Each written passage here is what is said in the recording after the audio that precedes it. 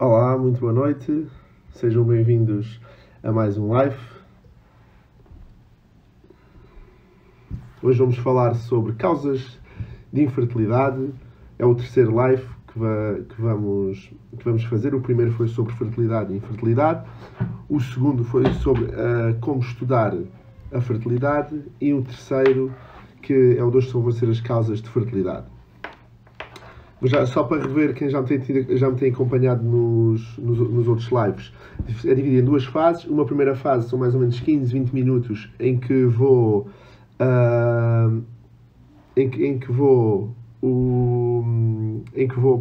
falar sobre o tema. Neste caso vão ser as causas de infertilidade, e depois uma segunda fase em que vou responder a algumas perguntas que vão ser colocadas no momento. Então, vamos lá. Primeiro, dividimos as causas de infertilidade, são divididas em três grandes grupos. Ou são causas masculinas, causas femininas, ou então causas mistas ou de ambos. As causas masculinas correspondem mais ou menos a 30%, femininas a 30% e de ambos outros 30%. Existem 10% que nós não sabemos qual é a causa. Quando nós dividimos e avaliamos as causas femininas, objetivamente vamos para o sistema reprodutivo feminino. E então, vamos ver o útero, as trompas e os ovários. Começando pelos ovários. A causa mais importante para nós vermos nos ovários é tanto a quantidade como a qualidade dos óvulos. Como é que nós avaliamos a quantidade e a qualidade? Nós já tínhamos falado na sessão passada. A qualidade dos óvulos correlaciona-se com a idade da mulher, enquanto que a quantidade pode ser avaliada tanto pela contagem de folículos antrais, aqueles folículos pequeninos que se vêem na ecografia na primeira fase do ciclo, como pela hormona antimulariana. A hormona antimulariana, só para recordar, é aquela hormona que é produzida pelos folículos primordiais e que nos permite ter a sensibilidade e a quantificação da reserva ovárica. Existem duas unidades, mas no global, na hormona antimulariana, é definir um padrão e um percentil da reserva ovárica associada a cada mulher. Depois, ao analisarmos o ovário, convém saber se há ovulações, não há ovulações, e para isso é pedir o perfil analítico que nós tínhamos falado na sessão anterior. Agora, passando para as trompas. Ovários, trompas. Trompas. Quais são os dois exames que se estudam as trompas? É a histrossalpingografia ou então a histrossalpingosonografia. Histrossalpingografia, nós depois na parte final do outro live estávamos a falar sobre as causas, de uma das causas de infertilidade, que é a hidrossalpins, que é o líquido dentro da trompa e que é um fator de obstrução tubária. E mesmo que as trompas estejam permeáveis, o líquido que está nas trompas é prejudicial porque dá falhas de implantação. Esse líquido escorre para dentro do útero e depois, mesmo havendo fecundação, ou mesmo fazendo uma transferência num ciclo FIV, não ocorre implantação porque o líquido é nocivo para o embrião. Eu prometi que falava da hidrossalpins e coisas. Indicações para a hidrossalpins. A hidrossalpins pode ser diagnosticada tanto pela histrossalpingografia, que é aquele exame das trompas, de injetar o contraste e fazer raio-x, ou então a histrossalpingosonografia. Ou então, mesmo na ecografia que nós fazemos logo na consulta, ver a dilatação das trompas. A dilatação das trompas que se vê ecograficamente tem indicação cirúrgica, está bem? Por isso, trompas já vimos, útero. O útero, o que é que nós podemos ter no útero? Podemos ter miomas, pólipos, ou aderências, maioritariamente são uma das causas que podem causar infertilidade. Há vários tipos de miomas, como eu já vos tinha falado também da sessão anterior. Há uma classificação que nós costumamos fazer que é FIGO, mas existem no global existem três grandes grupos de miomas: os submucosos, os subserosos e os intramurais. Consoante a localização, o que nos afetar a fertilidade são os submucosos. Eu posso-vos mostrar a imagem para vos recordar dos miomas, que era aquela classificação que nós tínhamos visto na sessão passada. E o que nos afeta a fertilidade são aqueles que estão dentro da cavidade. Isto é o útero, está bem? Temos aqui o colo do útero e aqui a cavidade uterina, está bem? O que nos afeta a fertilidade são aqueles miomas que estão aqui dentro e são classificados como FIG0, que são aqueles que são pediculados, FIGO1, FIGO2 ou então eventualmente o FIG3 que toca na membrana, está bem? São as que têm maiores repercussões na fertilidade. Depois podemos ter tanto miomas como pólipos. Em vez de ser uma formação miomatosa redondinha, podemos ter um pólipo, que também podemos ver aqui nestas. Quase todas as semanas tem algum tipo de cirurgia por receptoscopia e que nós vemos um pólipo, por exemplo, aqui um pólipo uterino, está bem?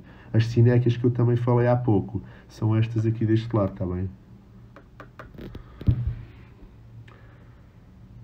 Por isso, resumindo, já vimos as causas femininas: ovário, útero e trompas. Agora, das doenças que podem estar associadas e afetar tanto o útero como os ovários como as trompas. Qual é que é uma das doenças que mais se fala e é responsável por 9% das causas de infertilidade? É a endometriose. A endometriose é uma doença em que há invasão do tecido endometrial em vários órgãos do pavimento pélvico, tanto para as trompas, ovários, que dão os endometriomas, as trompas que dão as aderências e as obstruções. Pode haver invasão para a bexiga, para o reto e para todos os órgãos adjacentes. Existem duas grandes teorias da endometriose, três grandes teorias da endometriose, mas só para vos mostrar a questão da invasão da endometriose. A endometriose invade maioritariamente, uma das causas mais comuns é do ovário, e então causa os quistes grandes, os endometriomas e as aderências pélvicas, mas também pode afetar tanto o reto como a bexiga, e então mesmo estruturas como o pulmão ou o pericárdio podem causar infertilidade. É uma doença que é muito falada porque dá grande repercussão para a qualidade de vida das mulheres. Muitas das vezes é diagnosticada tardiamente. O diagnóstico definitivo de endometriose obriga-nos a fazer uma laparoscopia diagnóstica e fazer biópsias dirigidas. Laparoscopia é a cirurgia em que nós entramos com o trocar, com uma ótica, vimos a lesão sugestiva de endometriose, geralmente é castanha, e nós biopsamos e enviamos para a anatomia patológica. Mas temos de ter atenção que o diagnóstico clínico é importante e geralmente são mulheres que têm muitas dores quando estão a menstruar, dores nas relações sexuais, dor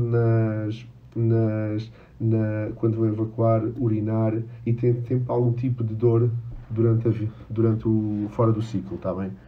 Por isso a endometriose, ter sempre em atenção, quando há algum quadro de dor excessiva, pensar em endometriose. E afeta tanto o útero, como os ovários, como as trompas. Estava a falar há pouco das causas da etiologia da endometriose. Há três grandes teorias. Uma tem a ver com menstruação retrógrada, quer dizer que quando ocorre a menstruação há células endometriais que saem pelo canal vaginal, mas existem outras que passam pelas trompas e que acumulam-se dentro do pavimento pélvico e aí depois sofrem de multiplicação celular e então causam depois a endometriose pélvica. Outra teoria tem a ver com metaplasia celómica. Basicamente pensa-se que embriologicamente tanto o saco que envolve os órgãos abdominais como o saco que envolve os pulmões e o coração embriologicamente é o mesmo e sofre uma displasia, uma modificação celular, e essa modificação celular causa depois a endometriose. E outra das causas das etiologias da endometriose tem a ver às vezes com mulheres que fazem cirurgias uterinas, miomectomias, cesariana, e que depois apresentam um quadro sugestivo de endometriose a posterior, que tem a ver com endometriose iatrogénica, em que há um acesso à cavidade endometrial e depois há a proliferação de células após as cirurgias. Pronto. São estas três grandes teorias, não há assim nenhuma que justifique completamente a causa da endometriose, mas é uma das patologias mais relevantes e com consequências para a fertilidade feminina. Outra doença que também na mulher está muitas vezes associada à infertilidade tem a ver com o síndrome de ovários poliquísticos. O que é o síndrome de ovários poliquísticos? Basicamente, clinicamente é diagnosticada como ausência de menstruação, está bem? E contagem de folículos antrais, aqueles folículos pequeninos para nós vermos a quantidade, um número superior a 12. E depois está associada a alterações hormonais, como o hiperandrogenismo, testosterona aumentada, FSH aumentada, e tudo isso causa um distúrbio de todo o sistema hormonal. Aquele sistema de feedback que eu já vos mostrei esta imagem também a semana passada, em que mostra-vos o sistema de autocontrolo do sistema reprodutivo feminino, em que temos o hipotálamo, a hipófise e o útero e os ovários. E o que acontece no síndrome de ovários poliquísticos é uma desregulação deste sistema. E o que acontece é que não ocorre menstruação. As mulheres passam meses sem menstruar e muitas das vezes, quando menstruam, é necessidade de tomar a progesterona ou tomar a pílula. Muitas das vezes, no síndrome de ovários poliquísticos, eu também fiz um podcast sobre o ovários poliquísticos com a Andreia, da Saúde Mais Fértil, e também acho que já está disponível. O síndrome de ovários poliquísticos, às vezes temos aquele síndrome de ovários poliquísticos mais leve, em que nós conseguimos fazer um controlo com apenas uns indutores da ovulação, como o do FIN, ou então precisamos mesmo utilizar gonadotrofinas. E se não houver recrutamento com as gonadotrofinas, temos que pensar em fazer mesmo ciclo FIV. Bem, dentro das causas assim mais comuns de infertilidade, abordámos as causas femininas. Eu não queria entrar muito nas causas masculinas, porque para a semana vamos falar da importância do espermograma, e então eu abordava as causas masculinas para a semana.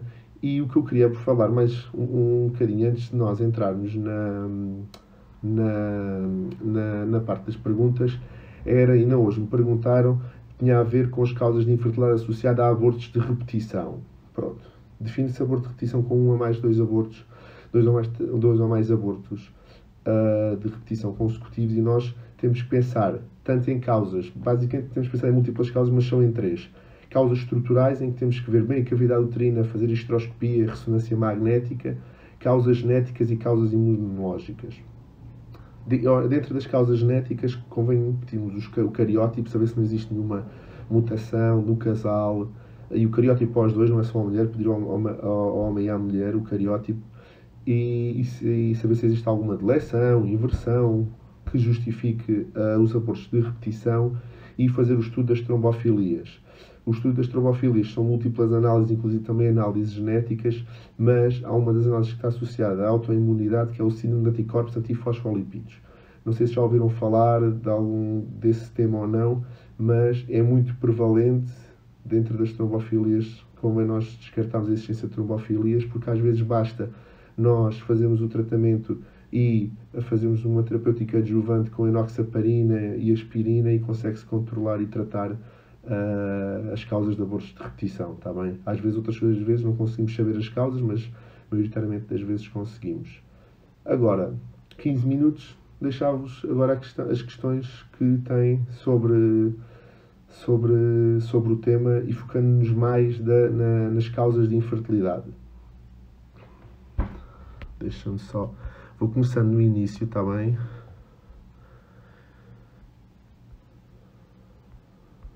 Deixa ver se já alguém fez alguma pergunta. Estamos a ter muitas visualizações, quase estamos a duplicar de live para live. Muito obrigado, é bom sinal, motiva-me a estar aqui todas as quintas-feiras. Temos aqui uma pergunta.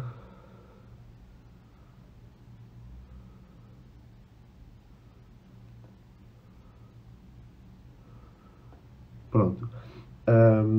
Uma das causas que... há uma das perguntas em que eu carro foi há quem faça, e por vezes acontece, fazer um ciclo de fertilização in vitro, e no ciclo de fertilização in vitro, quando vamos aspirar os folículos, não temos nenhum óvulo. Nestes casos, muitas das vezes pode haver algum componente genético associado, e aí convém pedir cariótipo ao casal, está bem? Confirmar como é que foi o nível de estimulação, os timings associados, o nível de estrogênio. Há duas formas de induzir o trigger, ou seja, a ovulação, que é com o ovitrel e o decapeptil.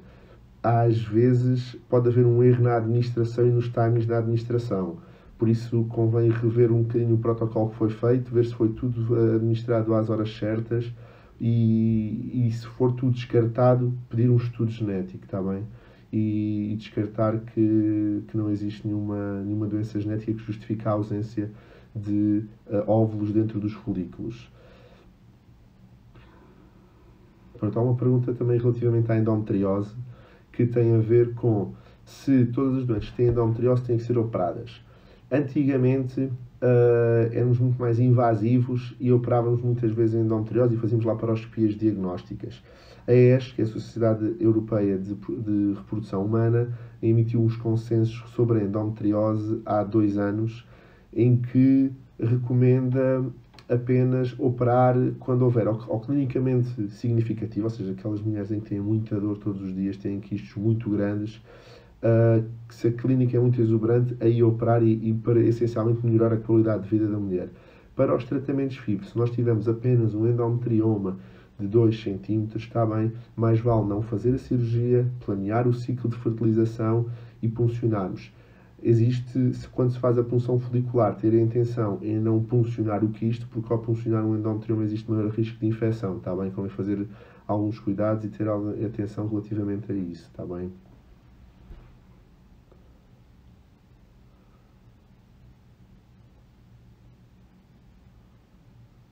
Obrigado, estão aqui a dar os parabéns.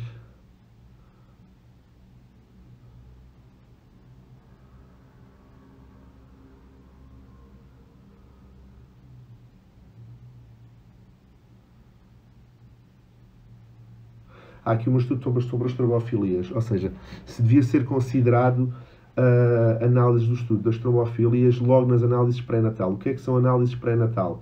São, e a consulta pré-natal é uma consulta importante, independentemente de haver problemas de infertilidade ou não, ou seja, estarmos já há mais de 6 meses ou há mais de um ano a tentar e não conseguirmos, convém sempre ir a uma consulta pré-natal. A consulta pré-natal é a consulta que pode ser, é o primeiro contacto, até costuma ser muitas vezes nos centros de saúde, também é muito importante, em que se pede hemograma, glicose, função hepática, função renal, as serologias HIV, hepatite B, hepatite C e avalia se existe imunidade para a toxoplasmose, rubéola e citomegalovírus. E é importante a consulta pré-natal. Estas são os que a DGS recomenda.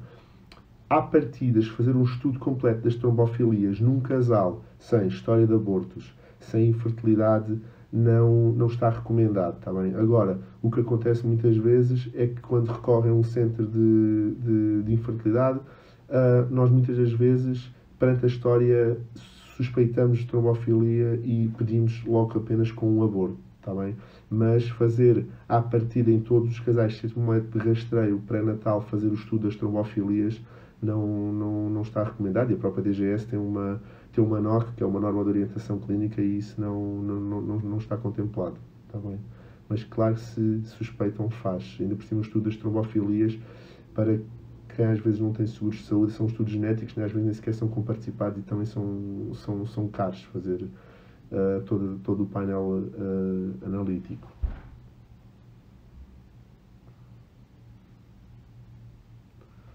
Há uma pergunta que relativamente aos óvulos das mulheres com endometriose.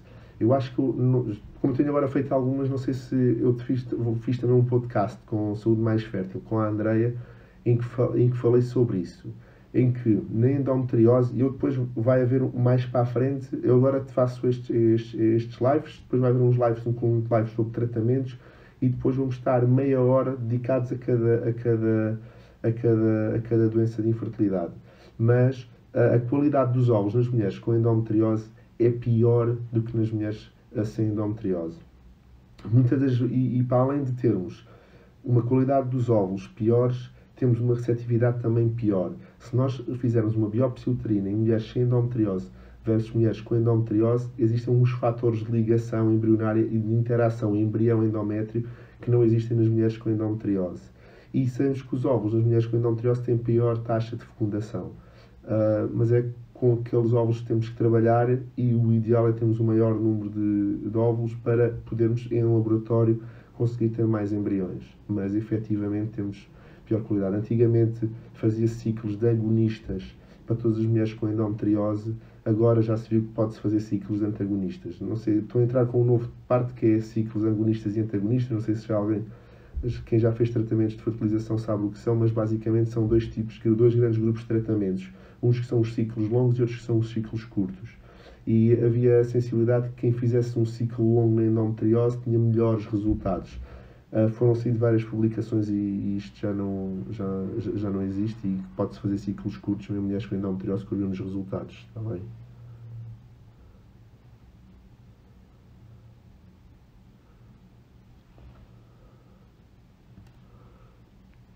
Há aqui uma pergunta relativamente ao líquido amniótico. Preciso de mais dados, está bem? Geralmente quando aparece líquido amniótico já houve gravidez, não é? Aconteceu.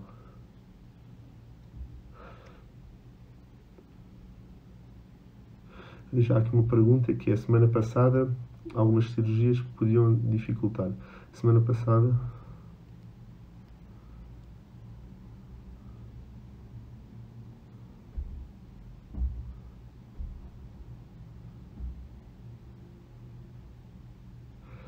Relativamente às cirurgias, qualquer cirurgia que se faça, seja uma simples apendicectomia, pode estar associado tanto à lesão das trompas e obstrução das trompas, como do próprio ovário. Não sei se é isso que tínhamos falado. Se houver apenas cirurgias osteoarticulares, geralmente não há entrada na cavidade pélvica e não há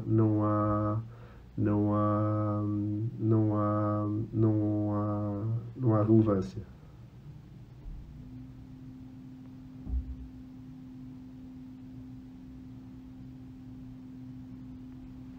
A baixa reserva ovárica muitas vezes é diagnosticada como hormona antimulariana baixa. A baixa reserva ovárica, ou então uma insuficiência ovárica precoce, existem múltiplas causas, está bem? Causas imunológicas, causas genéticas e muitas vezes em mulheres mais novas nós não conseguimos ter um recrutamento folicular ideal, temos poucos embriões. Os embriões que temos até podemos ter qualidade, mas se nós tivermos uma insuficiência ovárica grave, muitas das vezes há necessidade de recorrer à doação, está bem? É uma das causas cada vez mais comum que tem recorrido à consulta, está bem? Uma das formas que, e ainda hoje propus isso, é numa fase precoce e uma mulher com 31 anos, 35 anos, não pretende ter filhos, avaliar a reserva ovárica e, se tiver uma baixa reserva ovárica, pensar em fazer preservação da fertilidade. Para quando chegar aos 40, pelo menos ter óvulos congelados, e é uma alternativa. Para quem já tem um diagnóstico de reserva ovárica baixa ou uma insuficiência ovárica e que não se consegue haver um recrutamento folicular e já tentou vários ciclos FIV, a solução muitas das vezes é a doação de ovócitos. Existe um caso que foi de um casal meu, quando eu estava no Algarve, em que fez uma cirurgia que se chama ativação ovocitária. Há critérios muito específicos para a ativação ovocitária, está bem? É um tema que esta semana foi a ESHRE, o Congresso Europeu da Sociedade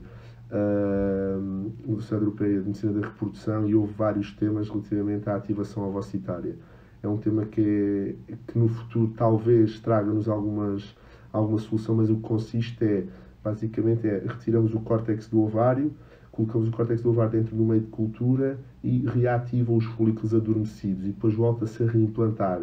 E durante 6 meses após a cirurgia espera-se que haja um recrutamento folicular. Sou sincero, já houve 8 casais que referenciei em Portugal não se faz, para fazer ciclo de ativação ovocitária, e só um é que teve sucesso, está bem? É uma experiência puramente pessoal, mas ainda há um percurso e é necessário critérios específicos para recorrer à ativação ovocitária.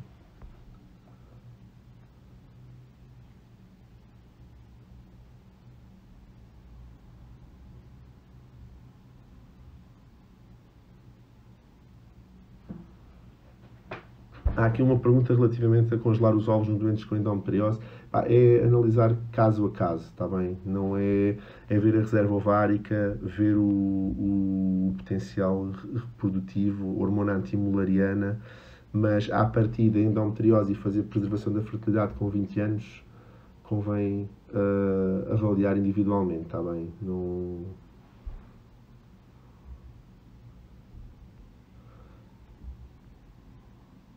A estimulação ovárica, esta é uma das perguntas que costumam fazer muitas vezes, que essa estimulação ovárica aumenta a endometriose. Numa mulher que tem indicação cirúrgica, o ideal é operar e, a seguir da cirurgia, iniciar a estimulação. E, efetivamente, algumas mulheres relatam um agravamento da endometriose. É preciso termos cuidado e ajustarmos a dose. Podemos fazer ciclos conjugados com um medicamento para impedir os níveis altos de estradiol, mas há significativamente um grupo de mulheres que relatam agravamento. Tá bem? Mas como aquilo conhecido logo após a cirurgia, melhora significativamente.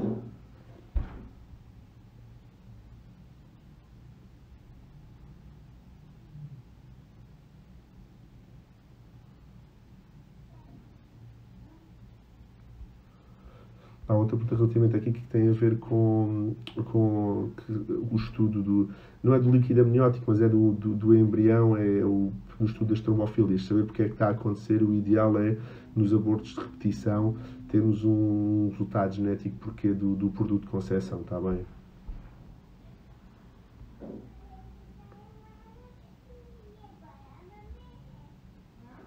Há aqui uma dúvida relativamente aos partos prematuros, como evitar os partos prematuros. Existem múltiplas causas de partos prematuros, está bem? Sabemos que os tratamentos FIV, por vezes, como são em mulheres mais velhas e a idade também está associada à existência de partos prematuros. Claro que nós fazemos tratamentos até aos 49 mais 365 dias, mas os partos prematuros é uma coisa que o obstetra está atento, e há várias formas de rastrear os partos prematuros, está bem? E a última pergunta.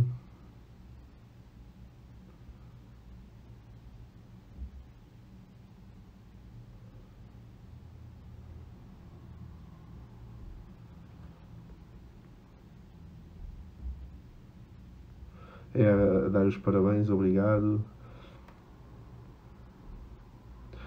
Houve uma pergunta que me fizeram esta semana, foi dos abortos de repetição. A outra tinha a ver com a questão do síndrome de ovários poliquísticos, se quando é diagnosticado logo